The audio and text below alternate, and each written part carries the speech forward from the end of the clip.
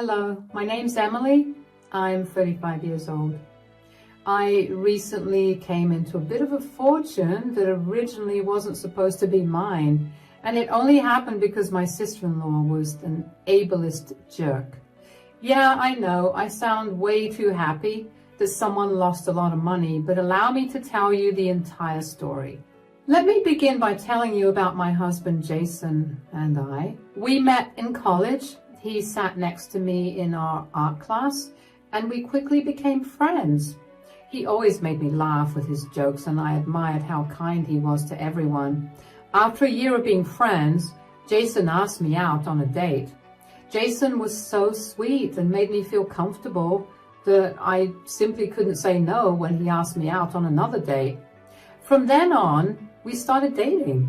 Now, one thing about Jason is that he is very close to his family. And no, this isn't going to become one of those horror movies where the family is a little weird. His parents, Helen and Robert, were great people. When Jason first introduced me to his parents, Robert and Helen, they welcomed me with open arms. They were so kind and made me feel like part of the family right away. Since Jason lived with his parents while he attended college, I got to spend a lot of time with his family. Helen would always ask about my day and was interested in everything I did. Robert loved to tell funny stories and made sure I felt comfortable. The only person who did not like me was Jason's sister, Sarah. From the moment Jason and I started dating in college, Sarah made it clear that she didn't like me. She was always friendly on the surface, but I could sense her jealousy simmering underneath. Sarah was used to being the center of attention in her family, and she didn't like sharing that spotlight with anyone, especially not me. She would make rude comments, but always say them as if they were harmless quips, which made me very uncomfortable. Jason was always there to stand up for me, and that made Sarah like me even less. Even so, over time, his family became my family. A few years later, after we'd long graduated and landed ourselves great jobs, Jason proposed to me at our favorite spot in the park under a big oak tree. It was so romantic, and of course I said yes. We got married the next summer, surrounded by our families and friends who cheered for us as we said our vows. Of course, Sarah was not happy about our wedding or the fact that everyone was talking about it, so only 3 weeks later, she decided to get married to her boyfriend of a year. Now, I have nothing against marriage happening between two individuals who've dated for a short while, but I knew that Sarah only did it to get some of the attention back at her. I knew this only because she had a pattern of doing these things. Like, for example, only 3 days after Jason introduced me to his family for the first time, Sarah brought home a boyfriend, even though she had explicitly said that she wanted to take a long break from dating. Whatever I did, she wanted to one-up me. I paid no mind to it because I saw no point in competing with her for nothing. Soon after our wedding, we were overjoyed to find out I was going to have a baby. We were both so excited and started planning for our little one. We decided to wait at least 3 months before revealing my pregnancy to everyone. Once the 3 months were up, we decided to tell everyone about it by throwing a small family get-together. We knew that everyone would be happy for us, and we were right, to a certain extent. You see, during dinner, while everyone was excitedly chatting about me being pregnant, Sarah decided to speak up and say what was on her mind. When we announced we were expecting a baby, Sarah's reaction surprised me. We have some exciting news to share. Jason and I are expecting a baby. What?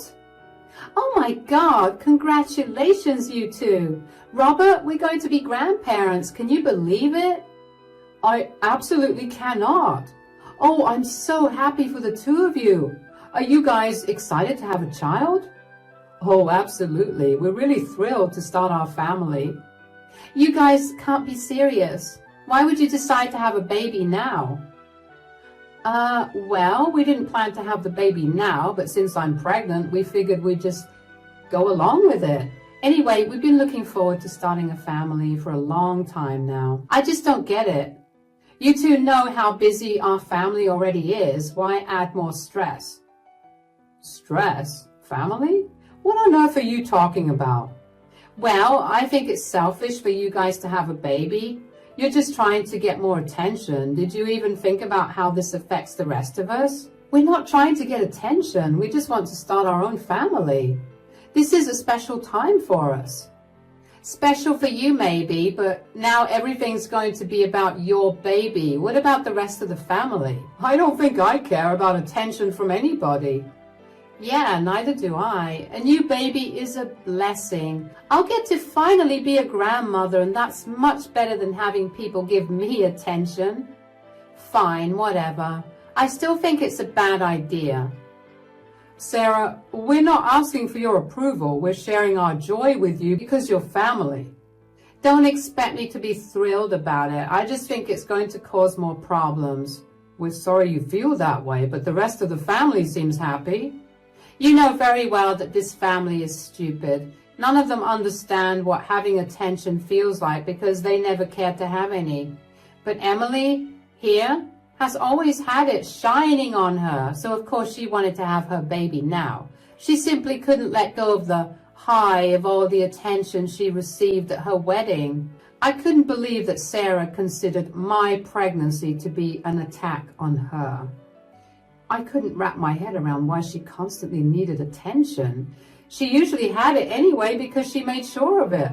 But would it really have killed her if she didn't have the attention on her for 5 minutes?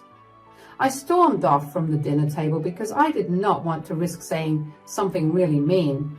Jason told me after dinner that the dinner was pretty much awkward after I left and everybody cleared out in half an hour. Robert and Helen apologized on Sarah's behalf, and while I appreciated them, I didn't want them to apologize for her. Sarah never said anything to me after that, but she did unsurprisingly get pregnant a few weeks after my announcement. I know, shocker. Anyway, when our son Bryce was born, it was the happiest day of our lives. He was a tiny bundle of joy, and we couldn't wait to see him grow up.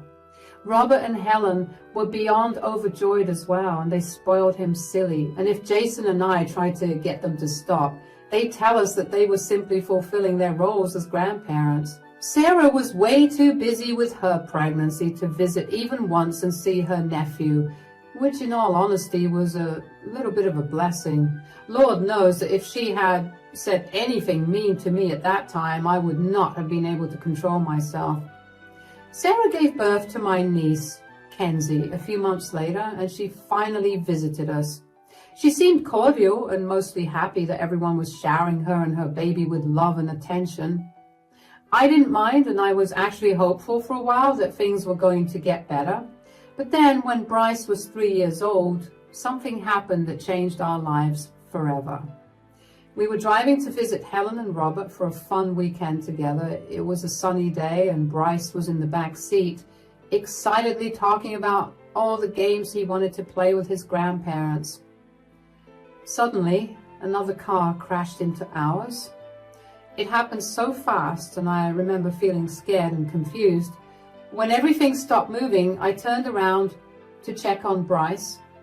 He was awake but crying, and I could tell he was hurt. He was wedged between the back seat and the front seats and kept slipping in and out of consciousness. Jason was unconscious. I was the only one that was awake, so I quickly dialed 911. Jason and Bryce were rushed to the hospital. The doctors told me that Jason was fine and only suffered a minor whiplash. However, Bryce was not doing so well.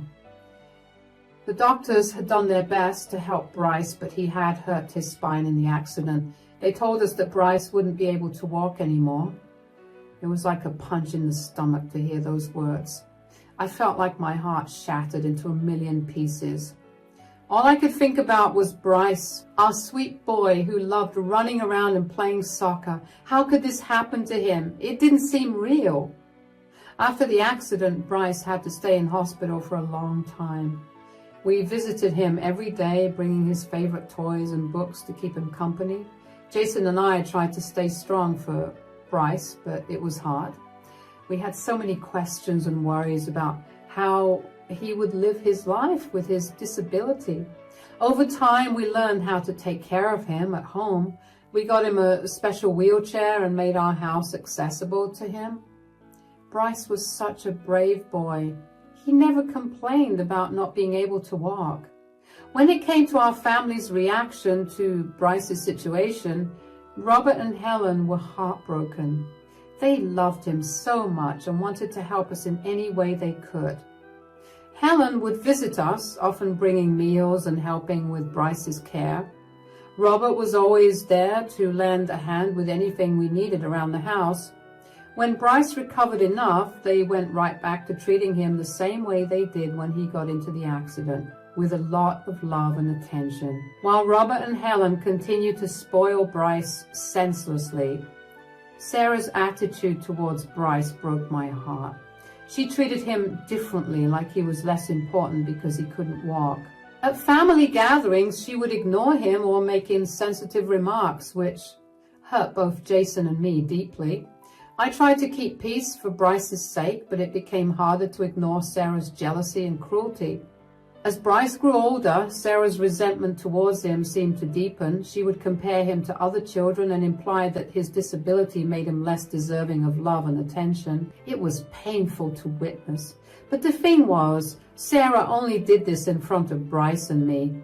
Those words cut deep because I knew Bryce could hear them, and they made him feel like he was less important. She'd say all these mean things just in mine and Bryce's earshot so nobody else heard her. I had no real way to confront her because every time I tried, she'd ask me if anyone could back my claims up. Of course, I had no one, so I just let it go for the sake of family peace. Sarah would also try to exclude Bryce from activities with other kids.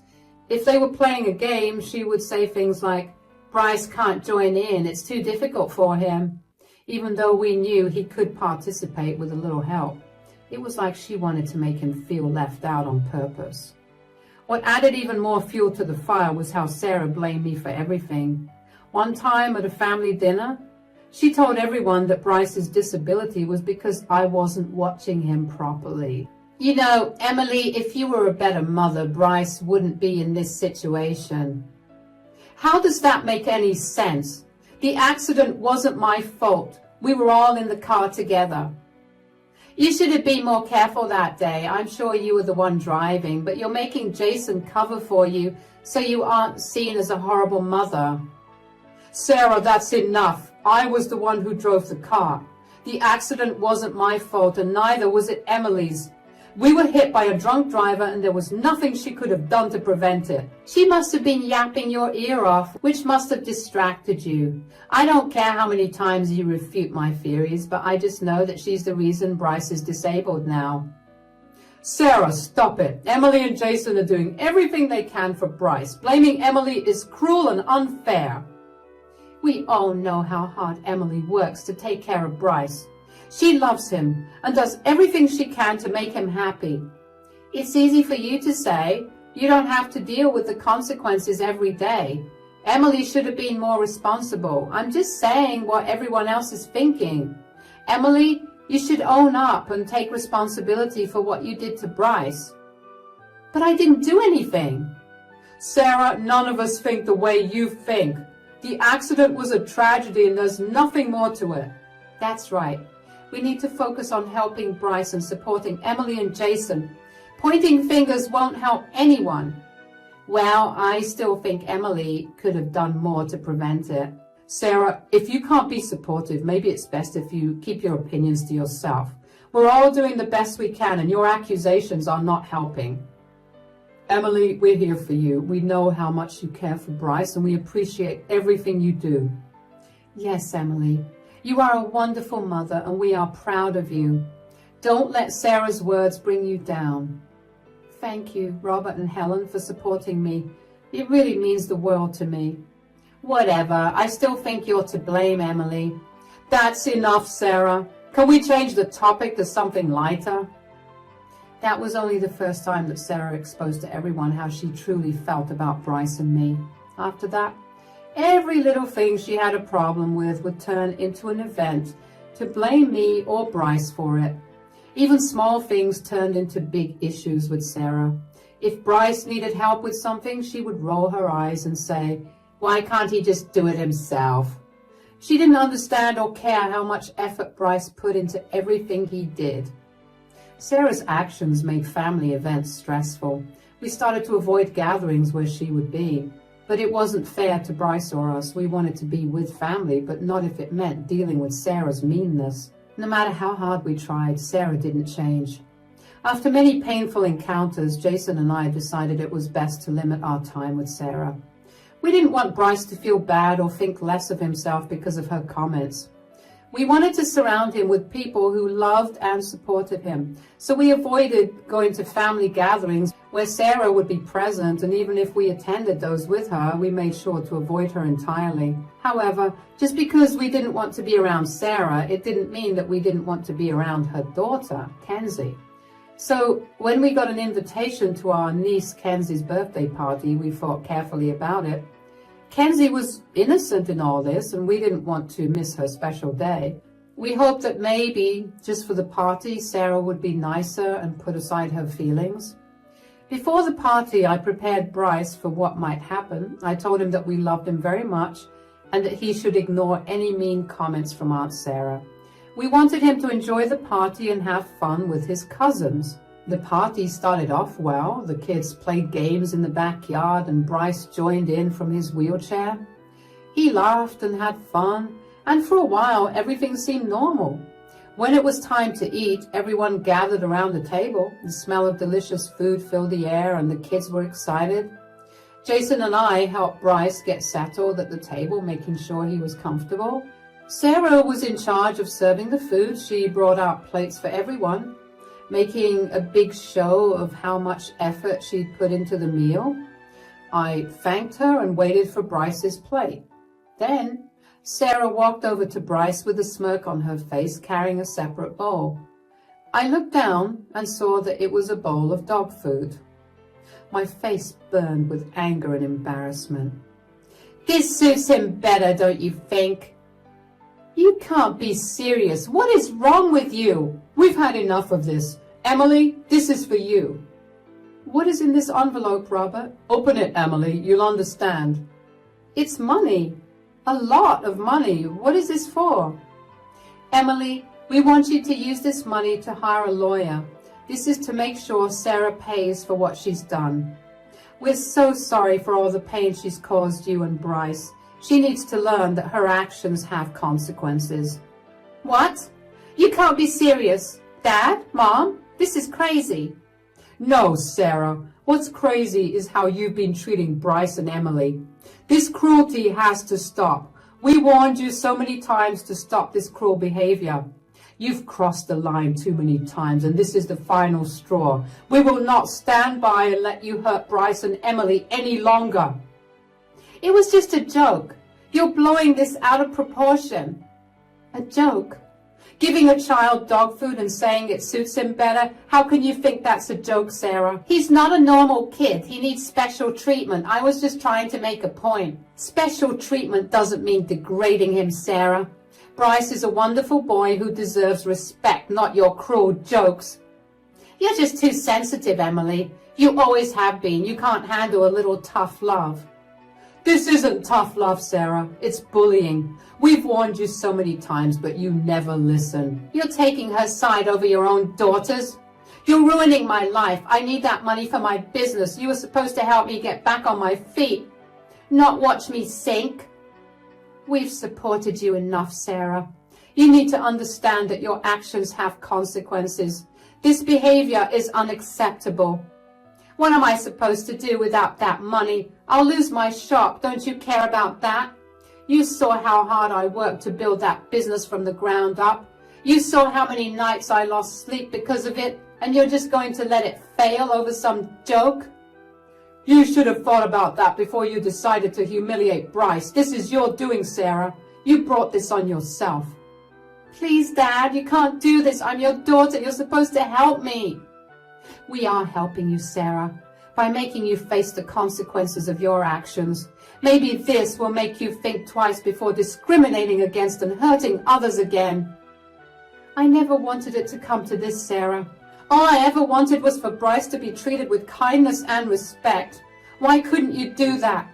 You're all against me, I see how it is. Fine. Do whatever you want, but don't expect me to forgive any of you for this. We're not against you, Sarah. We're trying to help you see how wrong your actions have been. But until you do, we have to protect Bryce. Emily, we're here for you. Use that money to make sure Bryce gets the justice he deserves. Thank you, Robert. Thank you, Helen. This means so much to us. We will use it to protect Bryce and make sure he's never treated this way again. You're all going to regret this, mark my words. The only regret we have is not stopping this sooner, Sarah. It's time for you to change. We hope you learn from this, Sarah. We truly do. But we won't stand by and let you hurt our family anymore. Come on, Bryce. Jason, let's go home. Mom, are we going to be okay? Yes, Bryce, we are. We have Grandma and Grandpa on our side, and we'll be just fine.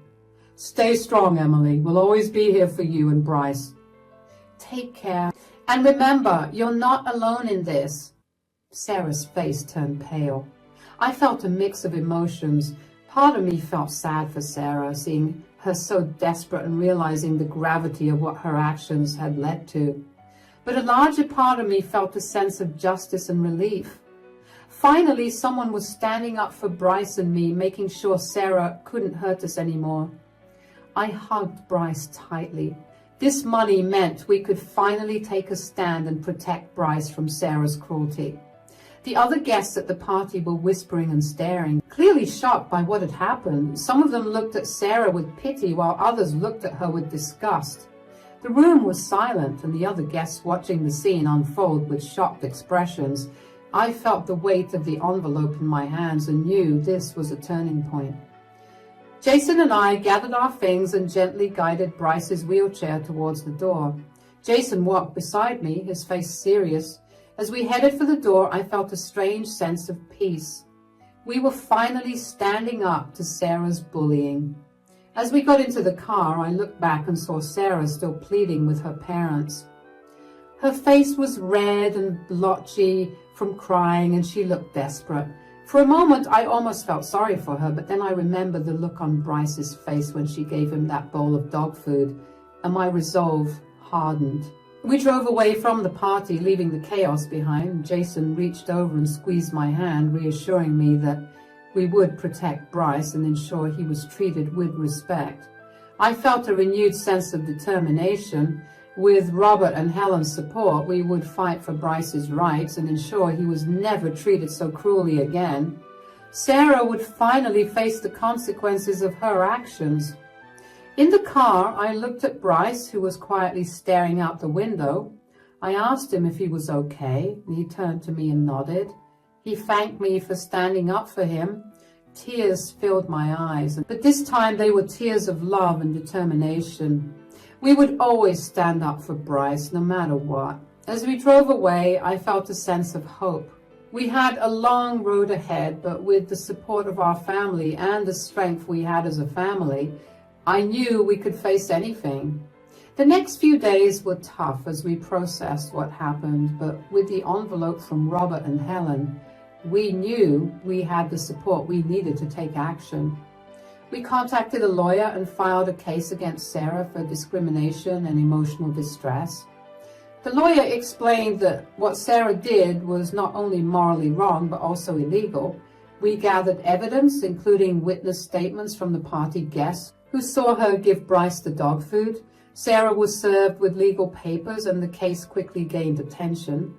Given that I was part of a community of parents of disabled children, none of them were pleased to learn about Sarah's treatment of Bryce. In fact, they were outraged. They felt that such behavior was unacceptable and needed to be addressed. Most of all, they couldn't help but think about how they would feel if someone treated their child that way. They spread the word around as much as they could, and since we live in a relatively small town, the news spread fast and people started talking about it everywhere, at school, work, and even online. Sarah's reputation took a severe hit because her actions showed a lack of kindness and respect. The public backlash was strong. Many people decided to avoid her business, and her close friends and family distanced themselves from her.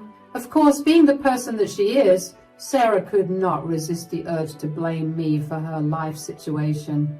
A week after Kenzie's party and her life going downhill, Sarah showed up at my doorstep, angrier than I had ever seen her in my life. "Open this door right now, Emily."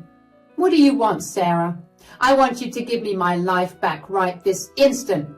"I have no idea what you're talking about."